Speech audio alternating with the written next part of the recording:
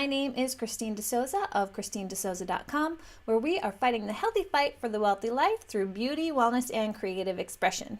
Thanks for stopping by today to take a quick listen as I share with you 10 tips that can get your engine started and create freedom in your life. Tip number 1. Work out on your own time, on your best time. Know your body, know your schedule, and know your discipline.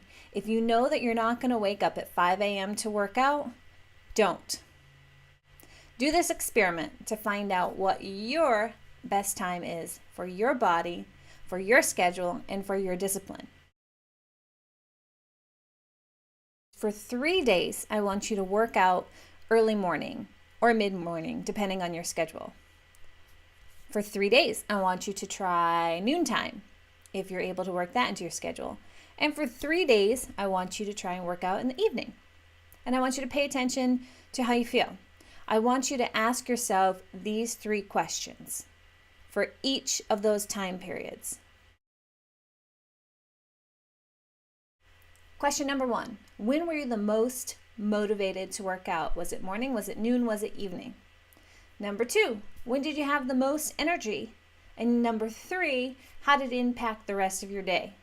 Keep in mind, this is going to be different for everyone, and it might change depending on your schedule and your other commitments. It also might change depending on what your goals are. For a period of time, what I was doing is I was doing cardio in the morning, even if it was for 15 minutes just to get my engine going. And then later in the afternoon, during my work break, I would go and I would lift at the gym.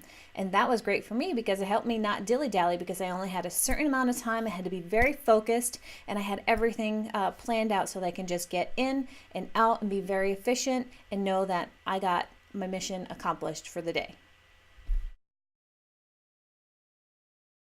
Number 2, don't put so much pressure on yourself to be perfect. No one's ever going to be perfect. Something is always better than nothing. So don't let that stop you. And if today was nothing, tomorrow can be something. If you miss one day of working out or one day of eating good, you're never going to notice. And that works the same way as if you work out for one day and eat good for one day, you're not going to turn into this health monger. It just doesn't work like that. So don't be discouraged. If you miss one day, you get back on it the next day. It's no big deal. When your bad days are the rule rather than the exception, that's when you have to have a little talk with yourself. Please do not send yourself into this dangerous mindset of punishing yourself. Not effective at all and quite dangerous. So please stay out of that cycle. If at all possible, just get back on the wagon.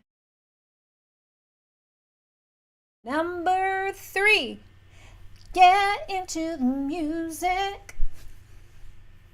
If music is one of your key motivators, as it is for most people, use it to your advantage every time.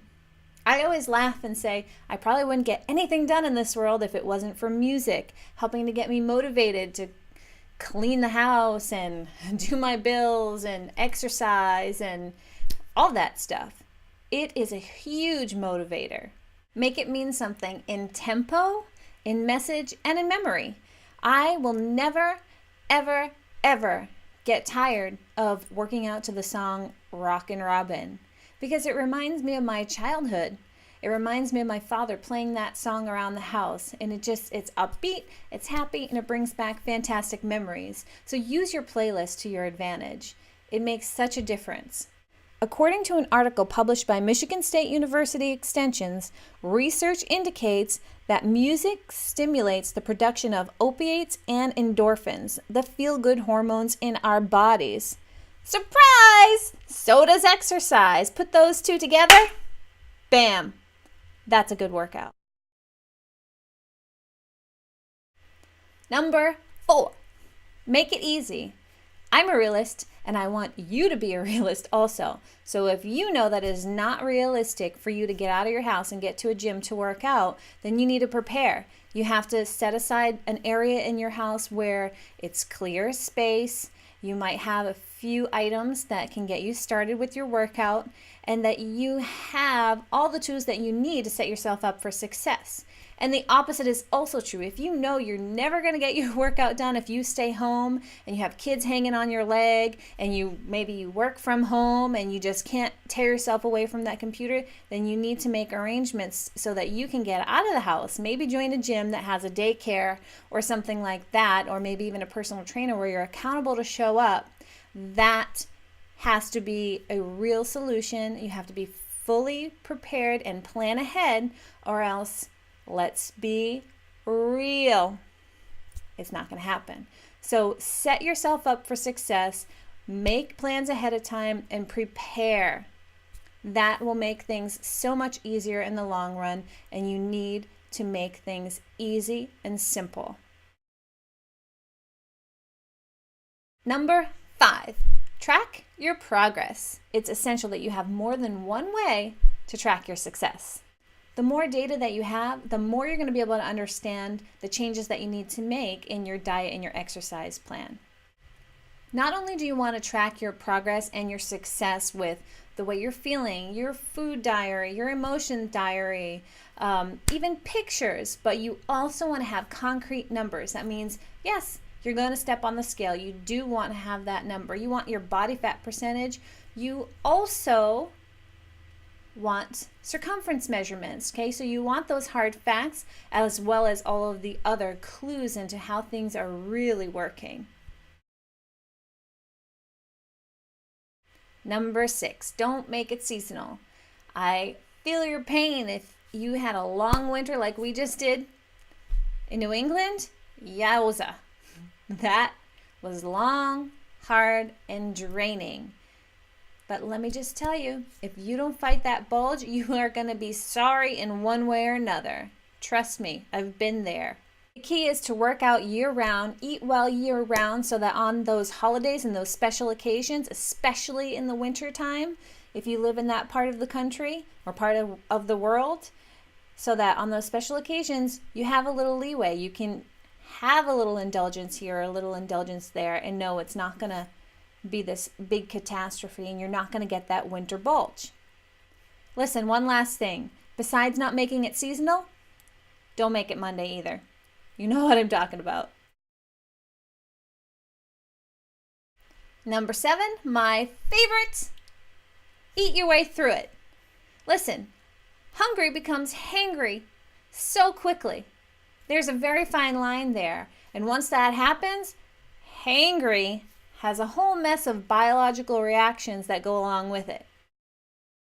You don't have to have diabetes to be affected by low blood sugar and by not fueling your body.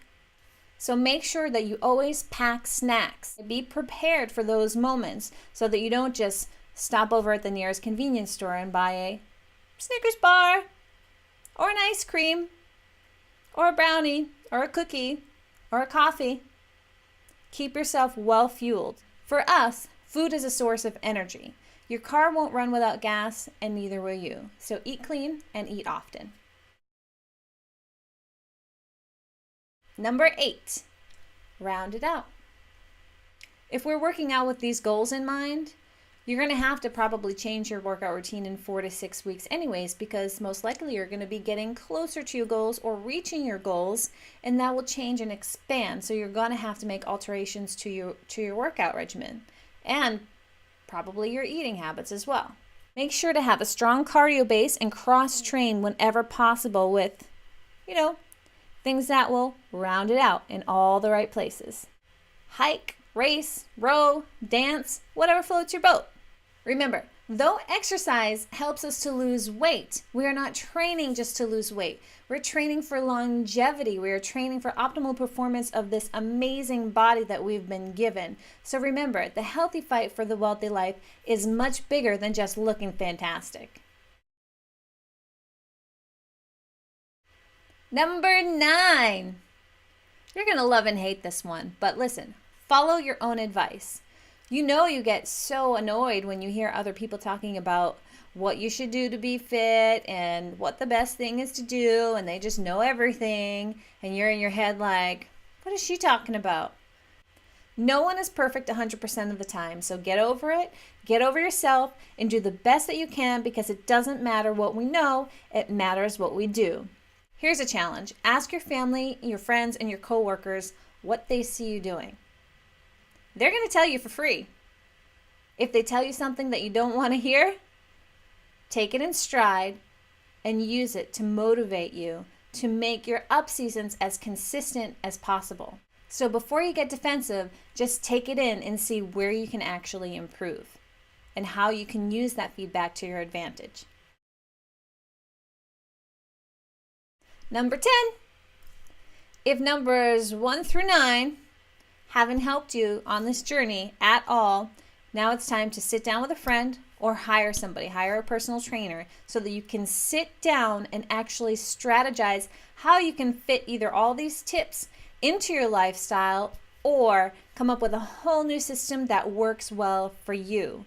But whatever you do, don't give up and don't just sit back and let life pass you by and let poor habits overtake you and take away your freedom. This is your key to freedom, is taking the goals that you have and addressing them with all of your effort.